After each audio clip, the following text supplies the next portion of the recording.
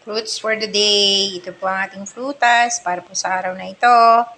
Meron po tayong apple. An apple a day keeps the doctor away. Yan po ang kasabihan niyan. Totoo po yan. Kumain tayo ng apple para po hindi tayo magiging sakitin. An apple a day keeps the doctor away. Yan. Pati po itong ating lemon. Source po yan ng ating vitamin C. Meron po tayo ditong 2 lemon. Nakakagawa po tayo dyan ng juice. Tapos, meron din po tayong pipino. Yan po, pwede po nating ilagay yan sa blender.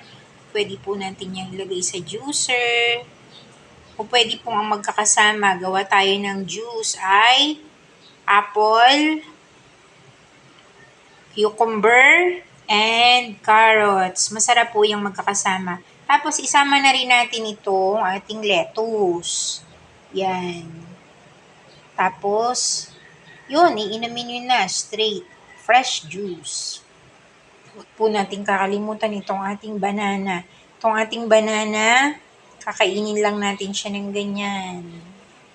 Yan. Kain po tayo ng banana para po sa ating potassium naman. Kailangan po balance yung kinakain natin para po hindi tayo magkakasakit. Mas mahal pong magkasakit kaysa sa kumain. Mas maigi na yung kumain na lang tayo kaysa tayo ay magkakasakit pa. Ito pong lemon, yan. Alam niyo po ba, para nyo mapalabas ang maraming juice sa lemon, kailangan po nito ay massage. Imamassage natin ganyan. Yan. Papakita ko po sa inyo. Tumalo ng ating mga lemon. Yan. Gaganyanin natin. Mamassage mo. Lalabas ang mas maraming juice. Ganun lang po. Lalabas yan yung mas maraming juice.